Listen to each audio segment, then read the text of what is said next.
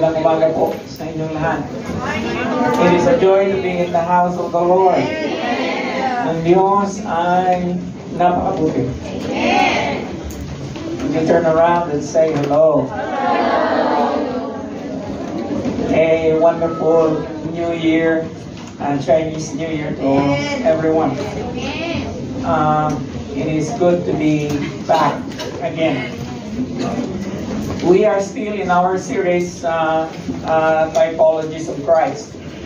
And nakakailang linggo na rin ako and kasama ang aking mga nag-preach noong wala ako dito. And we are talking about the Lord Jesus Christ. And I believe that we are going to push through this all through the year of 2025. And today is no different from the past 2 months already that we are talking about Him. And so for today's typology or type of Christ in the Old Testament, the title of our message says there, the last Adam. But before I proceed, I just remembered last night somebody informed me that Pastora Christy is in crisis. Is she? Is she in the hospital right now?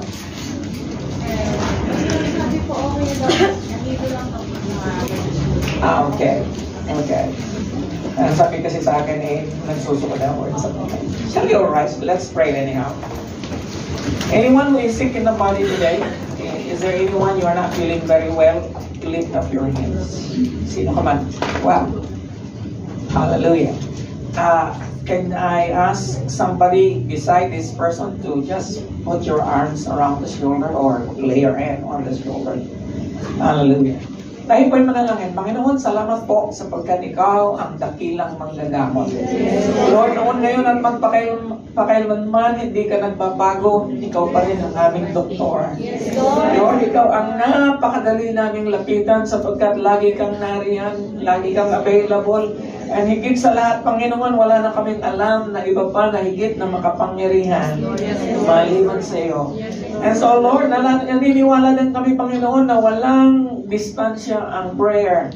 Lord, we pray right here and you are going to affect everyone that is concerned about our prayers wherever in the world. And so, Panginoon, nadalangin namin sa iyo si Pastora Christy sa Flora, Apayao, Panginoon. Napakalayo ng lugar na iyon, ngunit abot na abot mo siya, Panginoon, at iyong mapagpalang kamay. Lord, sa ngalan ni Jesus, itinataas ko ang kapatid na ito. Lord, dalangin ko na makapag-minister ang kapatid na ito ngayong araw na ito. Dalangin ko na ibangon mo siya sa banig ng karamdaman. Ano man ang nararamdaman niya, Panginoon, sa mga sandaling ito, bigyan mo siya, Panginoon, ng relief and healing. In the name of Jesus, I come against aneurysm sa ngalan ni Jesus, na hindi na magbabalik pang muli, Panginoon, ang pananakit ng ulong ito. Lord, dalangin ko, Panginoon, na bigyan mo ng wisdom si Pastora Christy kung paano niya, Lord, sa paano siya mamumuhay, Panginoon, nang ayon sa iyong kalooban, patungkol sa kaniyang katawan at sa kaniyang health, Panginoon. Father, in the name of Jesus, ngayong araw din ito, nadalangin ko ang lahat ng kamay na nasa aking harapan. Lord, ang lahat ng mayroong dinaramdam, Panginoon, sa kanilang physical na mga katawan sa ngalan ni Jesus. Lord, ito man ay kapaguran, ito man ay sipon, ito man ay lagnat, ito man ay virus, Panginoon, ito man ay anumang bahagi ng katawan, Panginoon, na may sakit sa mga sandaling ito, I curse it in the name of Jesus, and I declare it to be healed in the name of Jesus. I declare healing upon your bodies right now. I declare your freedom. I declare your deliverance in the name of Jesus. In the name of Jesus. Panginoon, maraming pong salamat. Ang lahat ng aming kasakitan, Panginoon, ay iyon ang ipinako sa cross. 2,000 taon na nakakaraan. We believe, Lord, that healing comes with the atonement of our sins. And so, Father, we thank you and we honor you today for our healing. In the mighty name of Jesus, and everyone would say, Amen. Hallelujah. You may be seated. The title of our message today says here, The Last Adam. And turn with me to 1 Corinthians chapter 15, verse 45 to 49. Ganito po ang sinabi. So it is written, the first Adam became a living being. The last Adam is a life-giving spirit. The spiritual did not come first, but the natural. And after that, the spiritual. The first man was of the dust of the earth. The second man is of heaven. As was the earthly man, so are those who are of the earth. As is the heavenly man, so also are those who are of heaven. And just as we have borne the image of the earthly man, so shall we bear the image of the heavenly man. May the Lord add more blessing upon the reading of His Word. Now, hindi ko na kailangan paliwanag sa inyo at napaka-clear in the Scripture kahit na hindi tahasang sinasabi kung sino itong last Adam na ito. Ang kahuli-hulihang Adan na nabanggit dito ay ang ating Panginoong Jesucristo. Amen. Now, of course, ang unang Adan ay si Adan. Okay? The father of all the living. Okay? The progenitor of the human race. Siya ang ating original parent. And in the Bible, you will find a few verses that distinguishes the differences between the first Adam and the last Adam. And I'd like to mention some that are not mentioned in the Scripture, but clearly is a contrast. Ito yung contrast ng unang Adan at ng huling Adan. Okay? Unang-una sa lahat, the first Adam yielded to temptation. Amen? Si Adan at saka si Eva. Pero bakit laging si Adan ang sinisisi, hindi si Eva? Hello? Napansin niyo ba yun? Si Adan lagi ang sinisisi, hindi si Eva. Kaya minsan hindi ko sinisisi ang asawa ko eh. Alam na yan. Kahit kasalanan niya, kasalanan ko eh. Okay, bakit? It shows headship. It shows leadership. Okay? Command responsibility na tinatawag, pagka nagkasala ang babae, ang may kasalanan yung lalaki. Okay? Although in reality, we all have responsibilities of our sin. Yes. Nagsasabi ba ako na kailangan mo ng mag-asawa para mayroong kang magdadala ng iyong kasalanan? No. That's not the thing. Now, here, ang unang Adan yielded to temptation. How did they yield to temptation? They yielded to the suggestion of the serpent, remember? Sabi niya, ayaw ng Diyos na kumain kayo nito kasi magiging katulad kayo niya. Kayo ay magiging Diyos, knowing what is good and what is evil.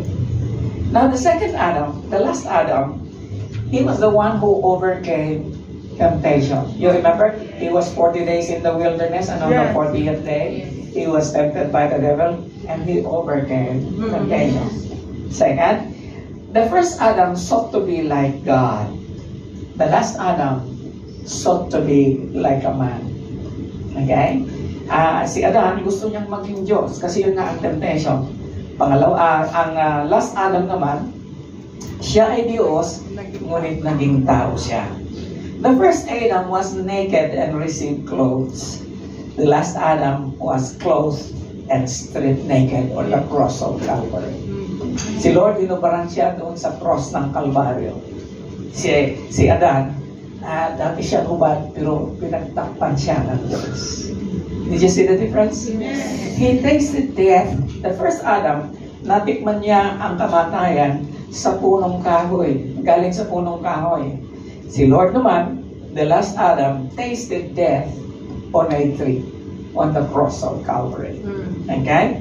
Now, the first Adam hid his face from God. Na alaala nyo, nung nagkasala siya, nagtago sila sa Diyos. Yes. Para makahihiya sila sa Panginoon. And si Lord na ating sinasamba ngayon, ang Diyos Ama mismo ay itinago niya ang kanyang mukha sa kanya nung nagdilim ang sanlibutan when He was crucified on the cross of Calvary. The first Adam blamed his bride. Diba? So, kaiba nila talaga very, very contrasting. Kaya, kasi yung asawang binigay mo sa akin. Hallelujah. Ang last Adam, he took the blame of his bride. Alam mo ba na ikaw at ako are designated to be the bride of Christ? Amen. Ikaw at ako, ang church, ang asawa ng Panginoon. Hindi niya binlame ang church. In fact, inaako niya ang blame on the cross of Calvary. Now, the first Adam earned thorns. Di ba sabi ni Lord, nang dahil sa'yo magkakaroon ng tinik. Kaya dahil pala noon, walang tinik. Ngayon, marami ng tinik. Okay? Ang last Adam, he wore the thorns, so they said. The first Adam, nagdala siya ng sumpa. Okay? Actually, isinumpa ng Panginoon ang ground for His sake. Curse is the ground for your sake. The last Adam became a curse for us. Inako niya ang sumpang yun na para sa atin, sa kanyang sarili. Amen? Amen. Pwede na matapos ang sermon ko doon lang. Amen? But anyway, I want to say this morning that the only thing that both the first Adam and the last Adam share in common is this. They are both known as the Son of God. Si Adan, wala siyang ama, earthly man. He was the first. So, sa genealogy ni Luke, makikita natin doon that Abraham was the father of Adam, and the father of Adam is God. Okay? So, ang kanyang ama ay ang Diyos Ama. Now, I do not need to explain to you that the Son of God, the Lord Jesus Christ, has got the Father as His Father. Hallelujah. Jesus, however, was God not only in the flesh, but He was God forevermore. Okay? Siya ay Diyos na bago pa man siya na dumating dito sa lupa na tinatawag nating incarnation. Because the Word, which was God, became flesh. And so, today, bibigyan ko ng apat na bagay na sasagot sa katanungan ngayong umagang ito. If the Lord Jesus Christ is the last Adam, what is the significance of that to us? Ano ang significant ng last Adam para sa iyo at saka sa akin? There are 4 things I will share with you coming from our text. Number 1. Now, the first thing is, the last Adam is Christ indwelling. Okay? Ang kahuli-huli ang Adan, and I want to tell you, I like the term last Adam because there is no more coming Adam. There is no more third Adam coming. In fact, the last Adam this morning is your last and only hope. Amen. Amen. I say that again. Kaya siya tinawag na last because He is your only hope. Amen. Siya lang ang pag-asa mo, kapatid. Wala nang ibang darating pa na magiging savior mo. Wala na pong darating pang iba na magbe-bail out sa iyo. Wala nang darating pang iba na hahango sa iyo sa kasalanan. Isa lang. At ito nga ang pangalawang Adan at kahuli-huli ang Adan. And His name is Jesus. Okay? And so, this particular Adam is the indwelling Christ. Siya yung namumuhay sa iyo na Kristo. Okay? Now, the first verse is quite, in fact, the whole text that we have just read is quite enigmatic. Alam niyo, pagka sinabi mong enigmatic, it is puzzling. Sa unang pagkakataon na binasa mo siya, hindi mo siya maintindihan eh. Amen? And you need to really dwell and dwell. One of the things that I realized when I talk about typologies, all the other sermons that I made, apart from this new theme, Napakadali ko siya matapos. Ito, ilang araw bago ko siya matapos. Amen? In fact, nung pagdating ko galing sa Pilipinas, Wednesday kami dumating, nagpapanik na ako kasi hindi ko pa alam kung ano ang message ko ngayong araw na ito. And yung una kong ginawa ng sermon nung Thursday, hindi ko siya feel. So, I just crumpled it and threw it in the wastebasket. And on Friday, I really prayed hard that night and sabi ko, Lord, you really have to take over this because I don't know how. Okay? And suddenly the Lord gave me this one. Una-una sa lahat, the last item is the indwelling Christ. Bakit? Sabi sa verse 45, so it is written, nasusulat. So pag sinabing nasusulat, saan? Sa Old Testament. Okay? The first Adam became a living being. So, saan makikita yan? Yung mga katagang yan. Sa Genesis 2:7. Then the Lord God formed man from the dust of the ground and breathed into his nostrils the breath of life, and the man became a living being. Now, in this particular passage, it gives us a picture of how the first Adam was created. The first Adam was created, and makikita natin ang source kung saan siya nanggaling. Galing siya sa alikabok. Amen? Very lowly. Okay? Sana, gusto ko pag pinreate ako ni Lord, galing ako sa buwan o galing ako sa star. Hindi eh. Galing siya sa alikabok. Kaya, sino man sa atin, wala tayong maipagmamalaki. Di ba? Kada may namamatay, laging sinasabi ito, from dust you came, to dust you will return. Kaya, sabihin mo sa katabi mo, alam mo, wala ka maipagmamalaki. Ikaw ay alikabok. Okay? Kahit na maganda ka ngayon, alikabok ang kapatid.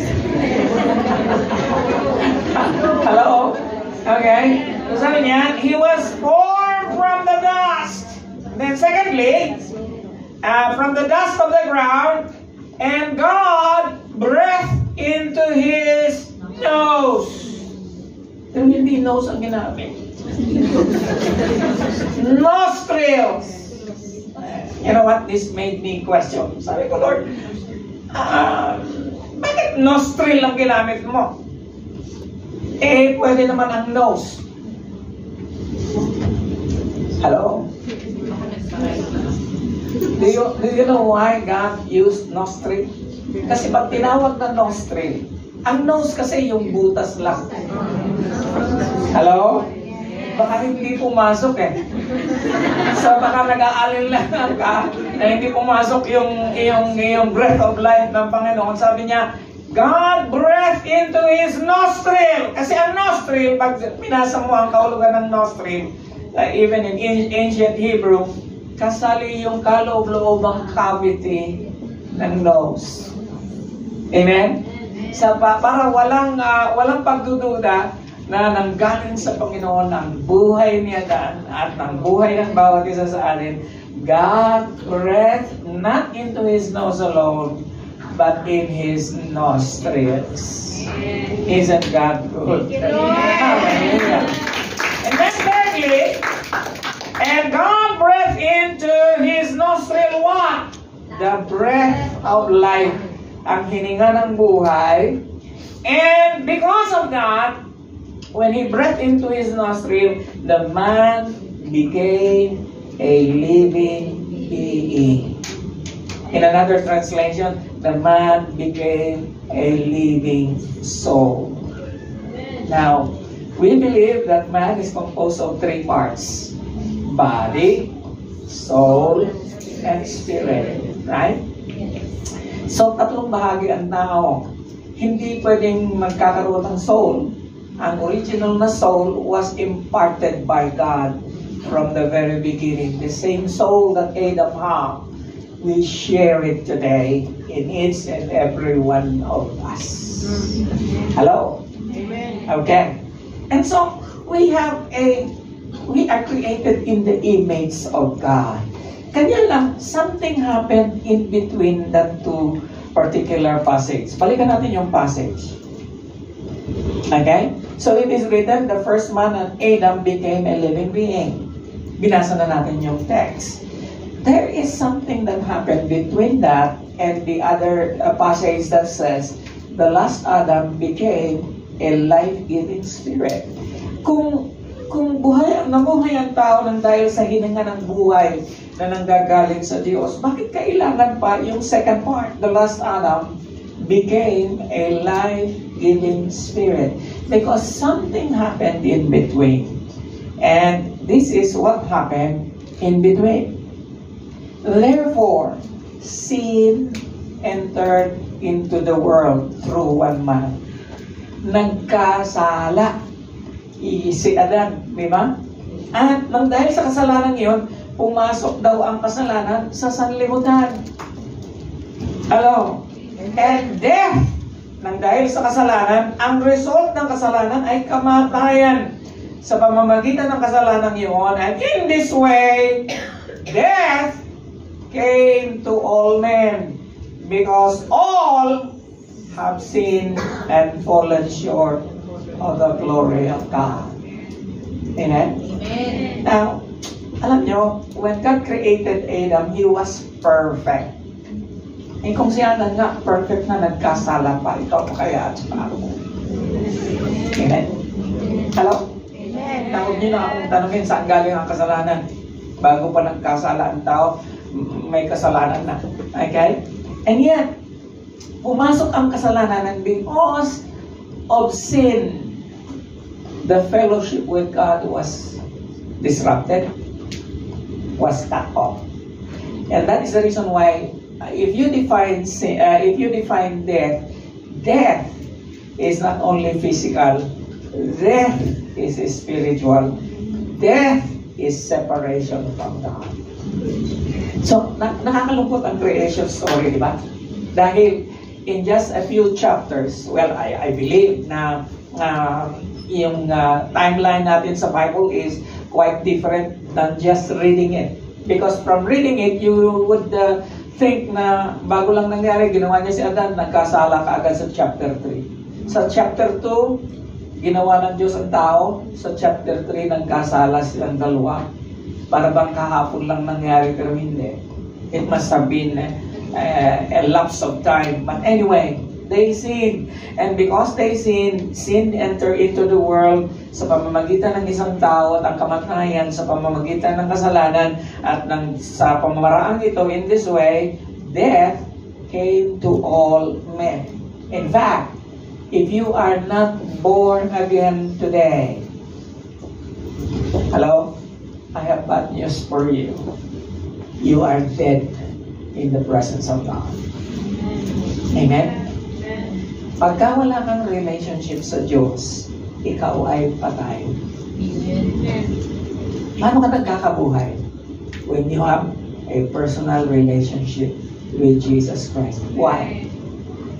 Tutugunin tayo ng next verse. He is the only one that is life-giving Spirit.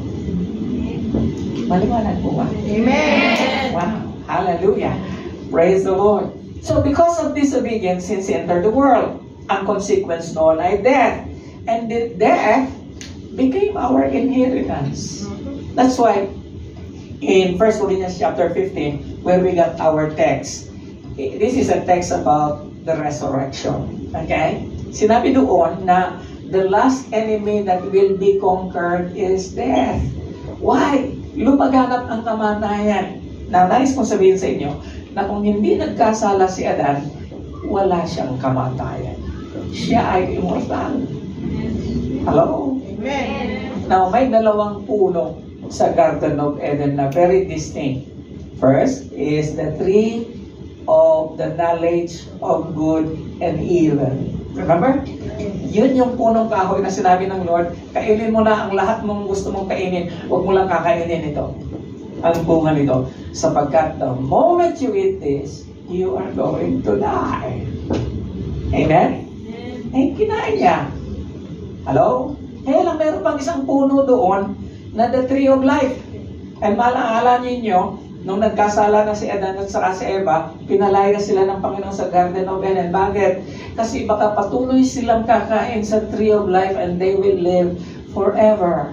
Can you imagine a sinful man already tainted by sin eating from the tree of life and living forever? Hello? Sa mundo ngayon, mas marami ang masama o mas marami ang mabuti? Masama. Kung tayong lahat ay hindi mamamatay, wow, this is going to be a very, very chaotic and fearsome and, world that we are going to live in. Right? And so, sabi ng Panginoon, He guarded the Eden, pinalayas niya ang tao doon upang hindi na sila makakain pa sa tree of life. Otherwise, they are going to live forever. And yet, even then, didn't you know that Adam, after he sinned, still lived for 730 years? Sana all. Amen? Hallelujah. Akala mo yun, 730 years pa siyang nabuhay. Sana, ganun tayong lahat. And yet, we are always facing one thing. All of us. Kung hindi pa darating ang Panginoon, kanya nga lagi kong sinasabi, Lord, dumating ka na bago pa ako mamatay. Para hindi ko na maranasan pa ang physical na kamatayan, direct translation na lang ang mangyayari. And yet, if Jesus doesn't come yet, all of us are going to experience death. But do not worry about the physical death. We all should worry about the spiritual death. Because there is life after death. Amen? Do you find this interesting? Yes. Okay. So, therefore, just as if yun ang naging nangyari, pagkatapos na si Adan ay naging living being. And so, here is our inheritance. Kaya, whether you say, ipinanganak kang good girl or good boy, okay, hindi ka umiinom, hindi ka naglalasing, hindi ka nananalunya or whatever, kapatid, lahat tayo makasalanan. Yes. Whether you like it or not. Why? Because we have inherited sin. Our sin nature is transmitted from our parents. Now, sabi nila, genetic ba ang sin? No. Pero epigenetic, I believe so. It is not within the nature of our bodies to sin, but it is in the nurture. Okay? It is a spiritual thing that went on from one generation to the next. We inherited the original sin. Okay? Hello? Amen. Tingnan nyo mga bata ngayon. Napansin nyo ba kayo na may mga anak? Lahat na may anak na taas ang kamay. Nung baby pa ang anak ninyo, mapapansin ninyo, walang nagturo sa kanila para maging selfish. And yet, they don't want to share their toys. Hello? Okay? Uy, ang cute-cute niya sa Kim. Hello? You understand what I'm saying? Yes. Nakukyutan tayo kasi very selfish yung bata. Demonyo yan. Sinful nature. You understand? Minsan nagtataka kami. May mga ugali si Jasmine na lumalabas na hindi. Sabi ko, sino nagturo? Galing ba yan kay Ed o galing ba yan kay John? Neither. Okay? Neither. Nasa kanyang innate nature. Amen? Hallelujah. Now, hindi lang siya inherited, imputed pa yun. Anong imputed? Ipinamana. Okay? Imputed sin is transmitted from Adam to each individual person. Okay? Now, that's the bad news. Now, here is the good news, the second part of that verse. Balikan natin yung verse.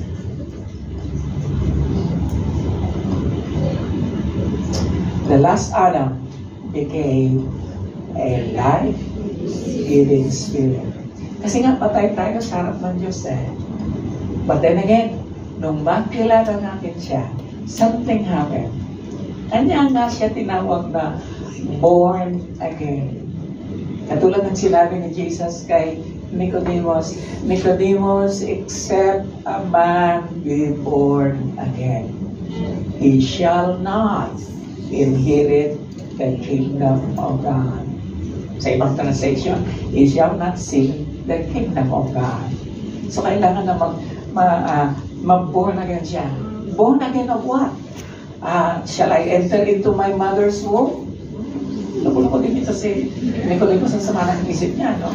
Babalik ba ako sa loob ng aking sinapupunan na aking nanay? Babalik ka, laki mo na. Again? Hello? Illogical. Again? Sabi ni Lord kay Nicodemus, nag-aral ka ng theology, graduate ka sa BBC, hindi mo ba nalalaman ang sinasabi mo? Okay? Hallelujah. A man should be born by water and of the Spirit, by the Word of God, and by the Spirit of God. Yun na yung sinasabing life-giving Spirit. In another translation, I think in John, it says there, He has quickened. Yung word na quicken. Ano yung quicken? Energized. Again, you were revitalized. You were revived while you were yet dead in sin. Amen? Kaya, walang tao na makapagre-reform ng kanyang sarili. Walang tao na makapagta-transform ng kanyang sarili. Okay? Education cannot. Amen? Discipline cannot. Maybe for a while. And yet, the only one that can change us completely from the inside out is the last Adam, and his name is Jesus. Hallelujah! Woo! Paano natin mapapatunayan yan? Sinasabi ng salita ng Panginoon, and if the spirit of him who raised Jesus from the dead is living in you, he who raised Christ from the dead will also give life to your mortal bodies because of his Spirit who lives in you. Amen? Napatunayan na natin ito. Pinag-usapan na natin ito na marami ng linggo ang nakalibas na God is an indwelling Spirit. Pag tinanggap mo siya as Lord and Savior of your life, He descends and dwells within you. Kaya nga, bawat isa sa atin ay spirit carrier. Amen? Hallelujah. Our dead spirit within us, which God imparted to Adam when He created him, died when he sinned. But the moment we come to realize, the moment we accept the death and resurrection of the Lord Jesus Christ, which is a payment for that sin and all the other sins that were committed in the past until today, we are forgiven. We are quickened by the self-same Spirit. Kaya nga, hindi mo pa ipagkakaila kung ikaw ay born again o hindi eh. Hello? Amen. Pag tinanong mo ang tao, alam mo ba na born again ka? Pagka excited siya, alam mo na siya ay born again. Pagka medyo sasabihan, hindi ko feel eh. Eh, hindi nga. Hello? Are you hearing me? Amen. Because the first, alam niyo ba, ang first evidence ng born again is joy. Amen? Pakitingnan niya, sino mang walang joy dyan? Amen? Hallelujah. I have good news for you. Today is the day of your salvation. Amen. Amen? Hallelujah. Now that brings us to the second. So first, that last Adam is Christ indwelling, or the indwelling Christ. Now, that last Adam is also Christ descending. Bumaba. The spiritual did not come first. but the natural one or the physical one. And after that, the spiritual. The first man was of the dust of the earth. The second man is from heaven. Hallelujah. Saan daw nanggaling si Jesus? Sa langit. Hindi siya nanggaling sa alikabok. Hallelujah.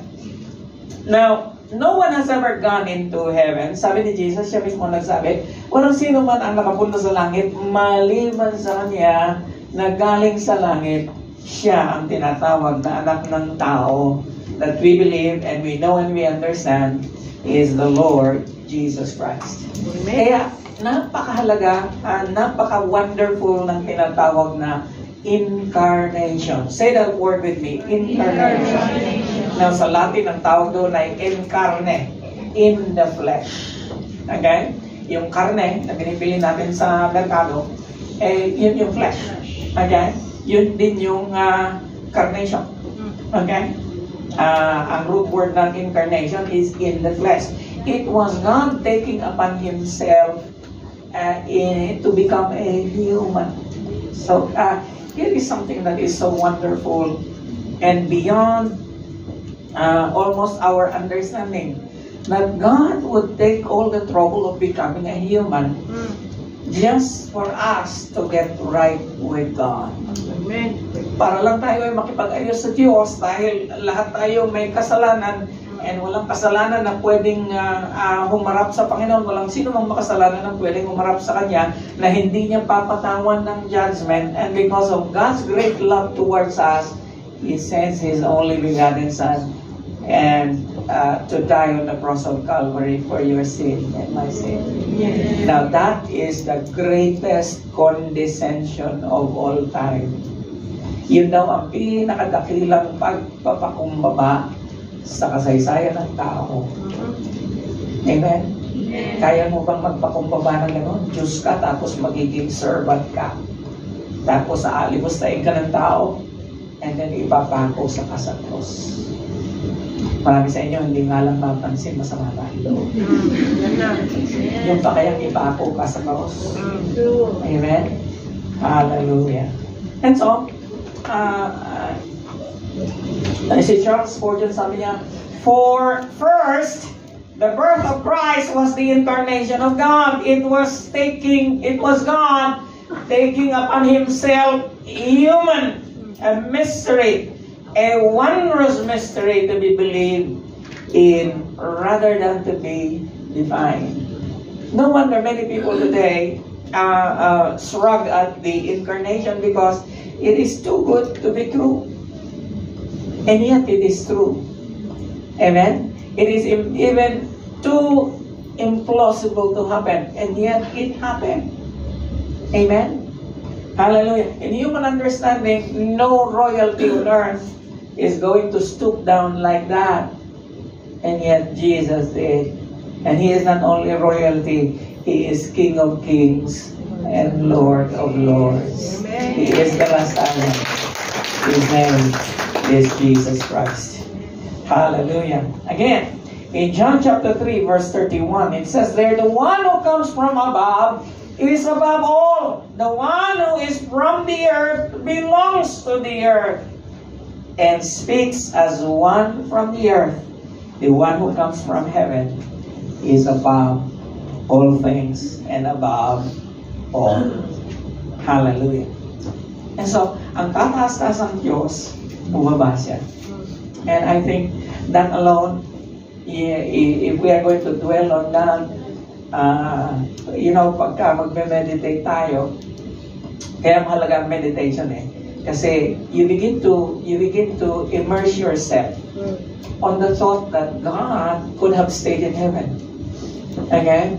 God could have wiped out the whole human race and started all over again.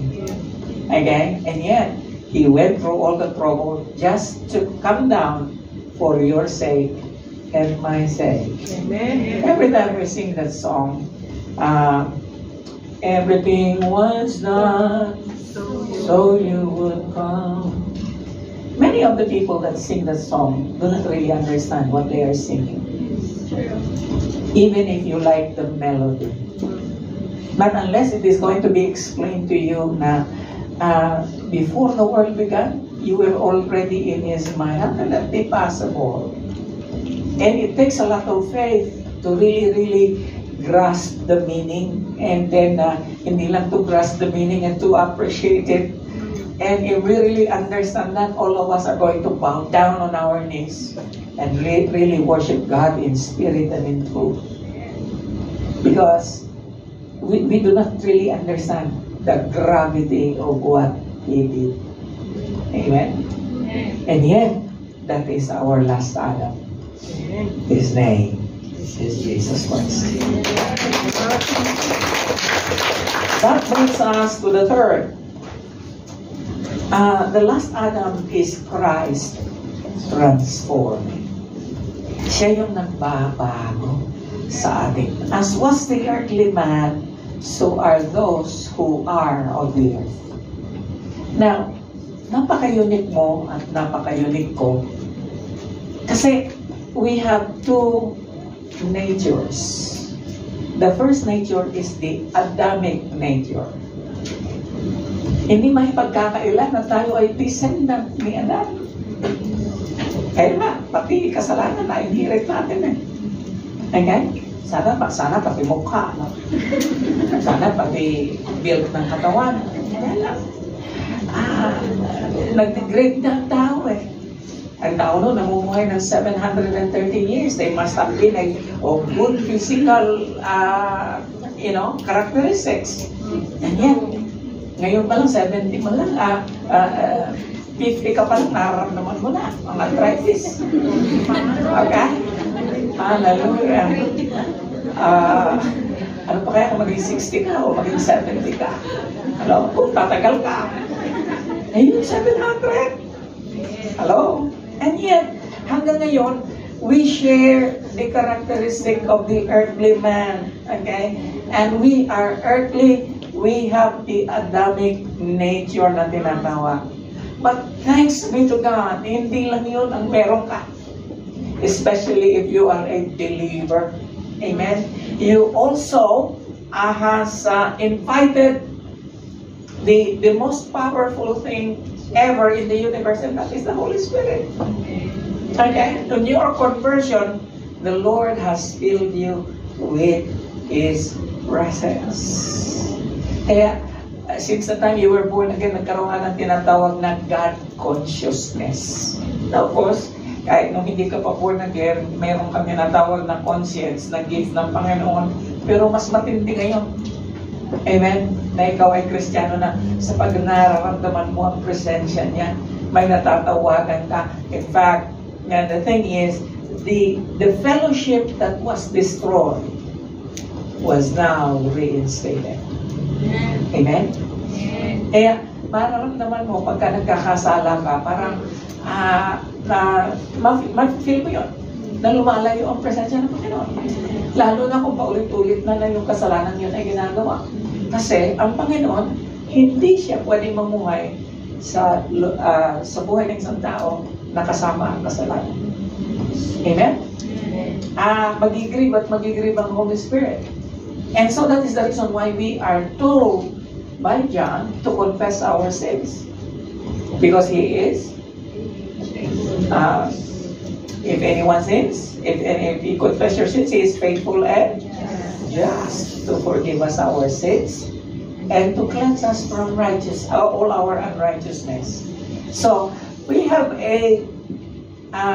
this kind of relationship with God in our life today.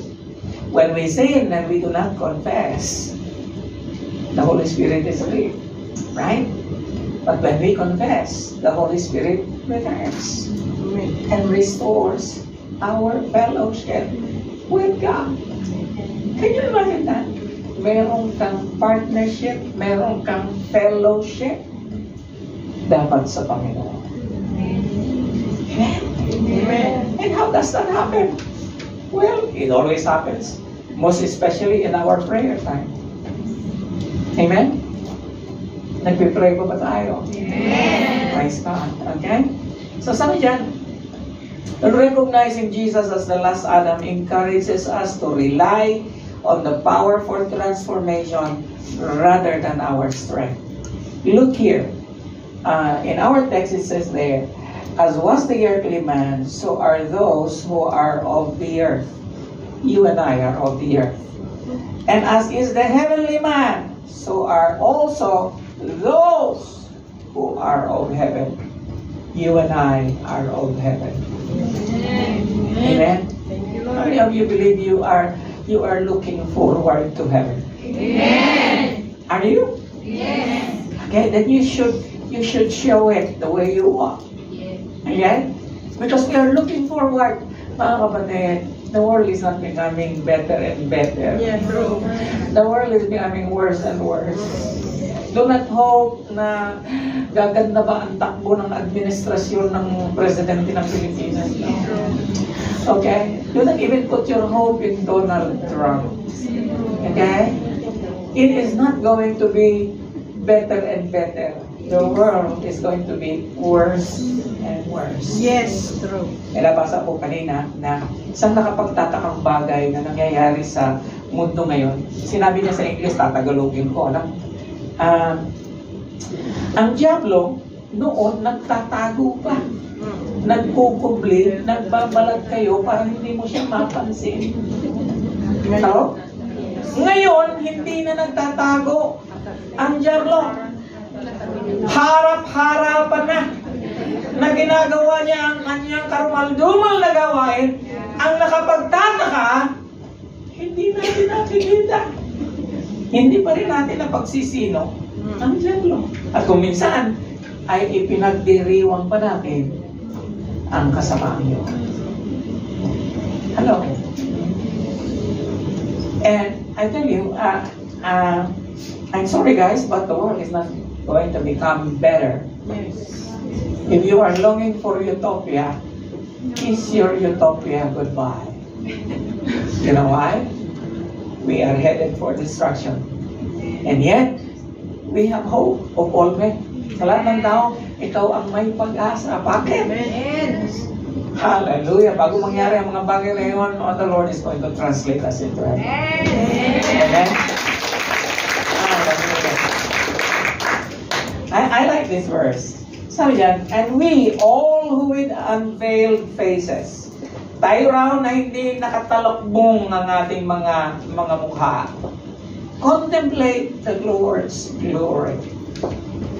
Kaya napakalaga na sa worship ang kino-contemplate mo yung Panginoon. Okay?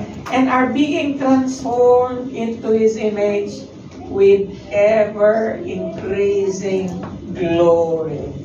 Kaluwalhatian. Which comes from the Lord who is the Spirit. So, in the intermediary na wala pang, hindi pa nagbabalik ang Panginoon, we live life the way He wants us to live it. And as we live the life that God wants us to live, He transforms us from glory to glory. Amen? Isa sa one of the things that I celebrate as a pastor is when I see you. Hallelujah. When I see each and every one of you transform from glory to glory. Amen. Alam niyo ba na hanggang ngayon meron pa rin fire sa Los Angeles? Los Angeles is still burning. Okay? But just like many other devastating fire, after the fire, a forest looks like lifeless and barren. Wala kang makitang green. But give it a year, lush and greenery begins to emerge. This mirrors the work of Christ, who as the last Adam brings resurrection life from the ashes of sin and death. Amen. Ubos mong muli. And that is the gift of resurrection. Mga kapatid, we are of all men most hopeful. Why? Because we are being transformed. Minsan nakaka-discourage. May mga panahon na na-discourage ako sa aking sarili. Na-discourage ako sa aking Christian walk, sa aking pastor's walk. And yet, I know from within na even if the outward man is not very encouraging, the inward man is being renewed day by day. Minsan hindi mo nakikita ang kilos ng Panginoon sa buhay mo, yet He is. Minsan nakaka-discourage ang mga nangyayari sa ating kapaligiran, sa ating personal na pamumuhay, sa ating pamilya, sa ating employer. True. And yet one thing is true. The Lord, from the very beginning that you receive Him as Lord and Savior of your life, is working a work in you. Amen. Transforming you from glory to glory. Glory. But we need to cooperate. Okay? How does transformation happens? Transformation happens basically, it is the work of the Holy Spirit. But you need to cooperate. Why? Kasi inuutosan tayo ni Apostol Pablo sa Romans 12. Huwag ka nang mag-conform sa pattern ng sanlibutan. Amen? Okay? But be transformed by the renewing of your mind. Then you will be able to test and approve what God's will is His good, pleasing, and perfect will. Now, ang kalakaran ng mundo ay hindi natin kalakaran. No matter how people will approve. Yes. Okay? Pag sinasabi ng salita ng Panginoon na hindi, wow. Okay? Normal na lang sa kalakaran ng mundo ngayon ang tinatawag na extramarital sex. Hindi pa kasal, nagsisiping na. Okay?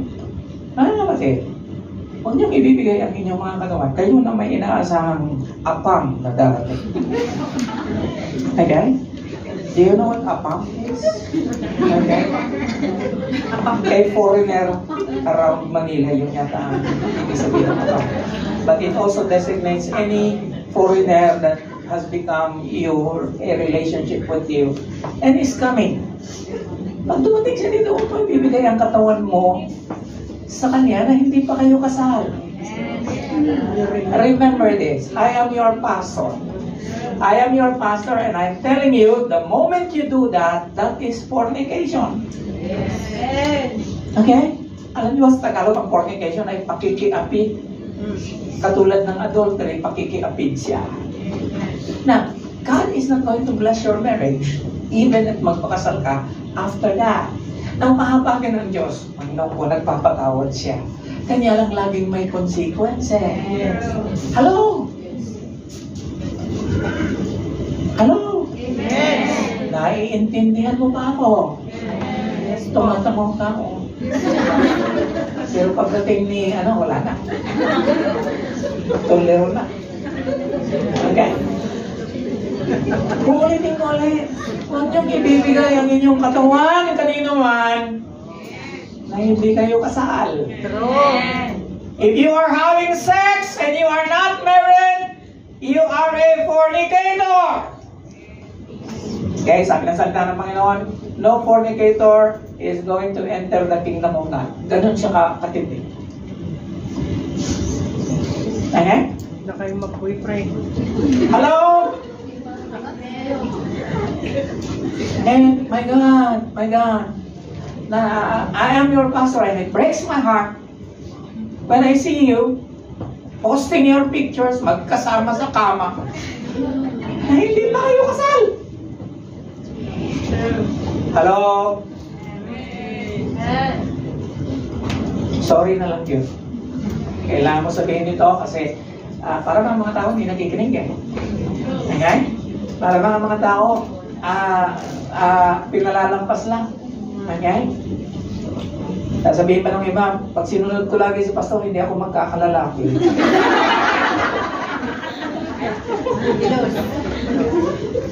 Kaya nga, sinunod ko lagi si pastor.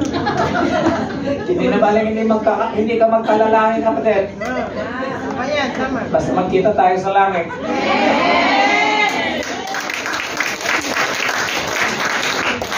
Amen.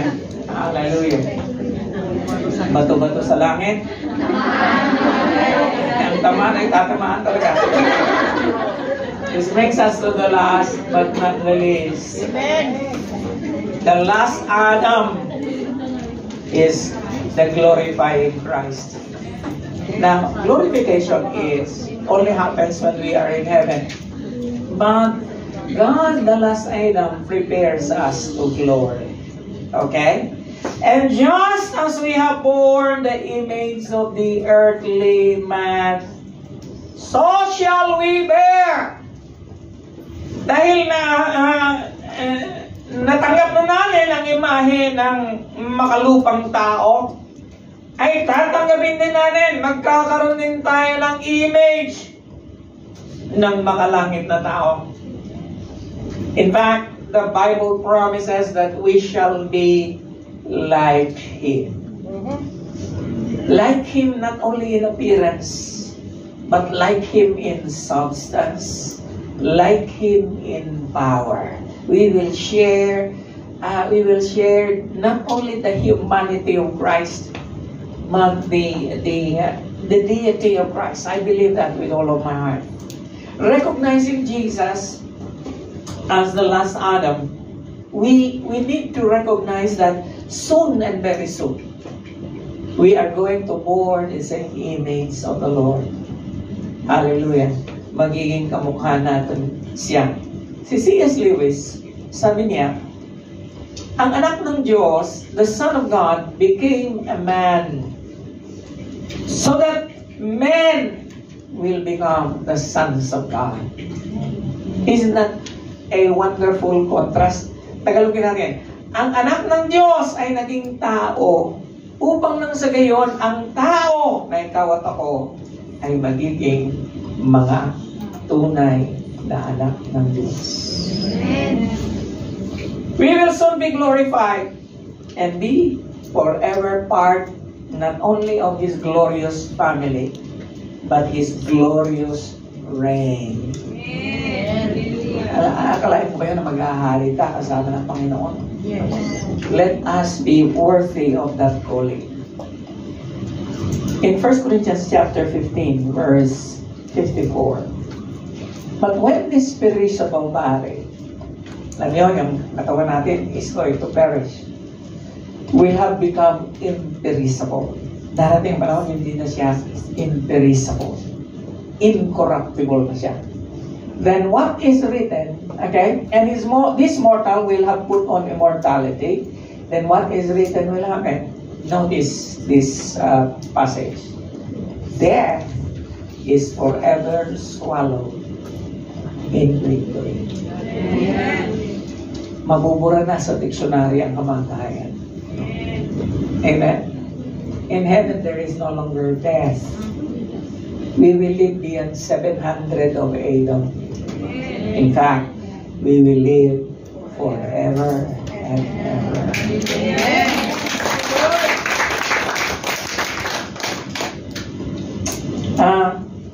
Glorification is the final step in the application of redemption. It will happen when Christ returns and raises from the dead the bodies of all believers for all time who have died and reunites them with their souls. So ganito mga nangyayari, ano? Magbabalik ng Panginoon, okay, lahat daw ng nangamatay na nung una pang panahon, simula pa, na nakakilala sa Panginoon will rise from their grave. Okay? Magre-reunite siya sa kanilang mga kaluluwa. Paano mangyayari yun? Huwag mo nang problemahin.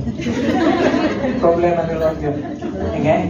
Sabihin mo sa akin, paano, Pastor, yung mga na-cremate na tapos yung kanilang mga ashes itinapon sa dagat? Hindi mo na problema yun. Problema ng Panginoon yun. Kaya paano niya gagawin? Bahala siya, makapangyarihan siya. Amen? And changes the bodies of all believers who remain alive. And this is the part that I like. Na papalitan niya ang katawan ko kung ako'y buhay pa. Okay, if I remain alive at His coming, thereby giving all believers the same perfect resurrection body like His own. And my friends, there will no longer be diseases there. There will no longer be diabetes there. Amen. There will no longer be any weakness there. Perfect bodies.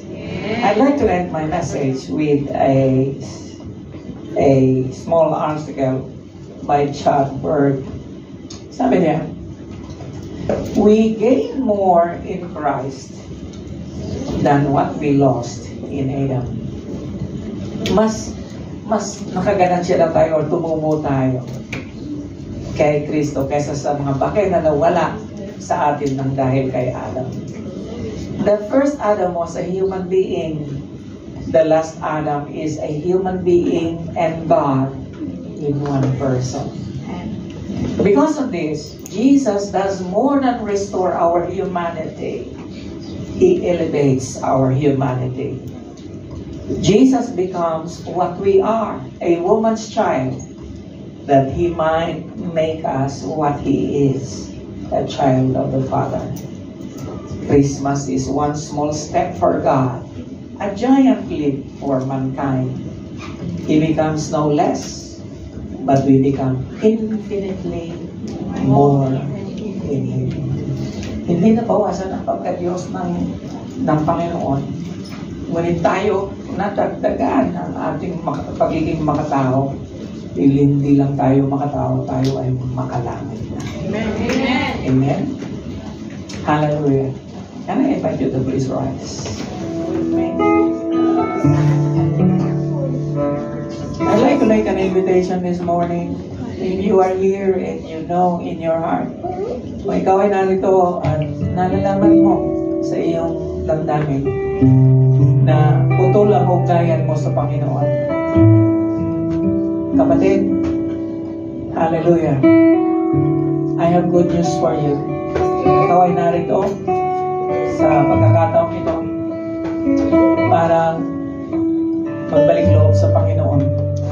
Kung dati ka nang naglilingkod sa Panginoon in the past, and you know in your heart na putol ang ugnayan mo sa Kanya, wala kang joy sa paglilingkod sa Panginoon. Kapatid, ngayon ang araw na ginawa ng Diyos para sa iyo. At kung naririto ka man sa kauna-unahang pagkakataon, nais mong maging bahagi ng Kanyang pamilya, kapatid, hallelujah. Nais kong imbitahan ka ngayong umaga nito. Can you have the music slowly, please? Just a moment. Kung naririto ka, kapatid, isang bagay lang nais kong gawin mo. Alam mo, huwag kang matatakot, huwag kang mahihiya. Walang puputya sa lugar na ito. Ang katotohanan, kapatid, katulad mo lang kami, makasalanan. And maliban sa Panginoon, tayong lahat walang magagawa. At katulad mo ngayon, matagal ng panahon, hinamon kami ng Diyos na magbalik loob sa Kanya. Kapatid, hindi mo pagsisisihan ang desisyon na gagawin mo ngayong araw na ito. Magbalik ka sa Panginoon. Yakapin mo siya. Maglingkod ka sa Kanya. And kilalanin mo siya na Panginoon ng iyong buhay. If you are that person, there is only one thing na nais kong gawin mo. Gusto ko lang itaas mo ang kamay mo. Nais ko na ipanalangin ka sa Panginoon. Sino ka man. I just want to pray for you. Nais kong ihatid ka sa Panginoon. And so that the Lord will come into your life. Taas mo ang kamay mo, kapatid. Now na. Amen? Is there anyone here? Yes. Nais mo magbalik loob sa Panginoon, taas mo rin ang iyong kamay. Okay? Tayo po'y manalangin. Tayo po'y manalangin. Thank you for that hand. Is there anyone else? Yes. Thank you for the other hand at the back. Is there anyone else? Yes. Ito lang ang tanda, kapatid. Hindi ka nagtataas ng kamay sa akin eh. Tinataas mo ang kamay mo sa Panginoon. And siya lang ang makapagliligtas sa iyo. Hindi ako, hindi ang iglesyang ito, hindi ang sino man sa amin. Si Lord lang ang makapagbabago ng buhay mo. Tayo po ay manalangin. Sabihin mo, kung ikaw na nagtaas ng kamay, sabihin mo sa Panginoon, sumabay ka sa aking panalangin, mahina lang.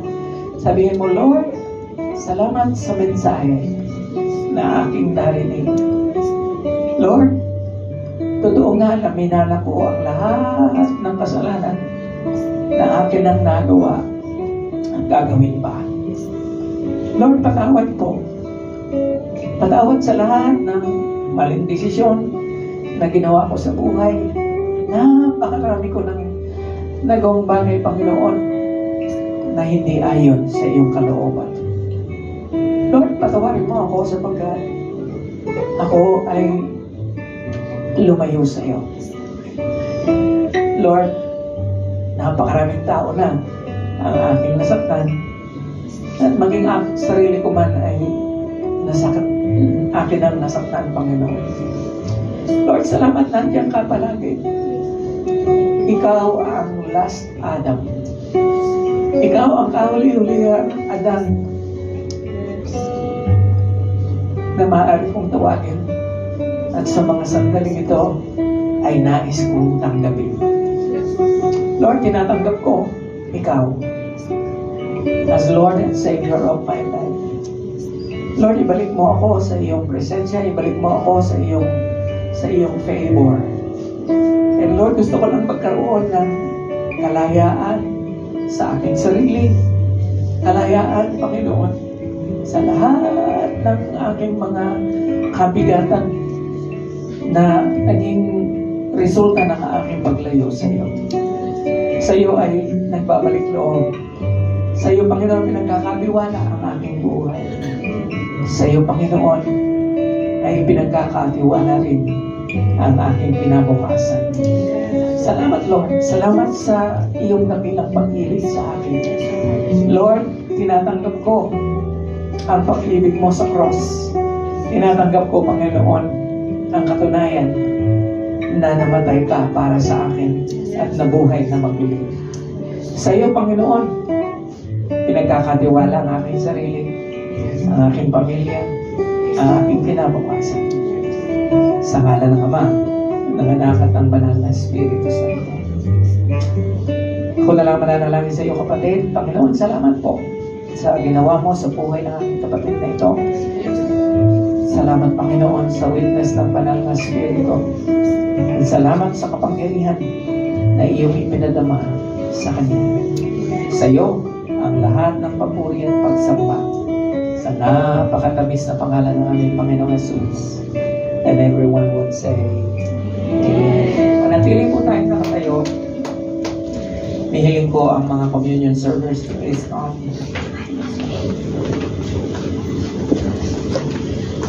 Nice pong masahin ang 1 Corinthians chapter 11 verse 23. Ito po ang sinasabi ng salita ng Panginoon. For I pass on to you what I received from the Lord Himself. On the night when He was betrayed, the Lord Jesus took some bread and gave thanks to God for it. Then He broke it in pieces and said, This is my body, which is given for you. Do this to remember me.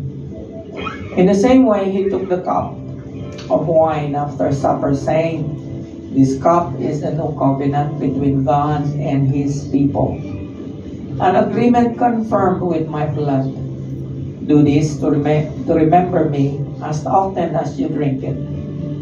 For every time you eat this bread and drink this cup, you are announcing the Lord's death until He comes again. Hallelujah. Tayo po ay manalangin. Panginoon, salamat po sa tinapay na ito na simbolo ng iyong katawan. Nabugbog, pinahirapan, nagtamo ng maraming sugat ng dahilan sa aming mga kasalanan. Lord, salamat po. Inialay mo ang iyong sarili upang nasa kayo na hindi mapatawan kami ng judgment, Panginoon. Inako mo ang sumpa, inako mo ang aming kasalanan. Salamat po, Panginoon. Lord, gayon din ang kupang ito ay simbolo ng dugo na dumanak sa cross ng Kalbaryo. Ang bawat patak nito ay para sa bawat isa sa amin. Lord, sinabi mo na ang dugong ito ay dugo ng bagong pakikipag-ugnay mo sa bawat isa sa amin. Salamat, Lord, sa kapangyarihan ng dugong yun. Lord, nangako ka na ang lahat ng tatanggap sa iyo, ng lahat ng kikilala sa iyo, ay binigyan mo ng karapatan upang maging anak ng Diyos. Lord, sa iyo ang lahat ng papuri at pagsamba. Sa napakatamis na pangalan ng aming Panginoong Jesus. And everyone would say, you may be seated. Ipapasa po ng ating servers ang bread. And pag dumating po sa inyong harap, ay kumuha po kayo ng isa at kainin. Gayon din ang kopa. Pag dumaan po sa inyong harapan, kumuha kayo ng isa, inumin, and inumin kagad. Awitin po natin ang awit na yun.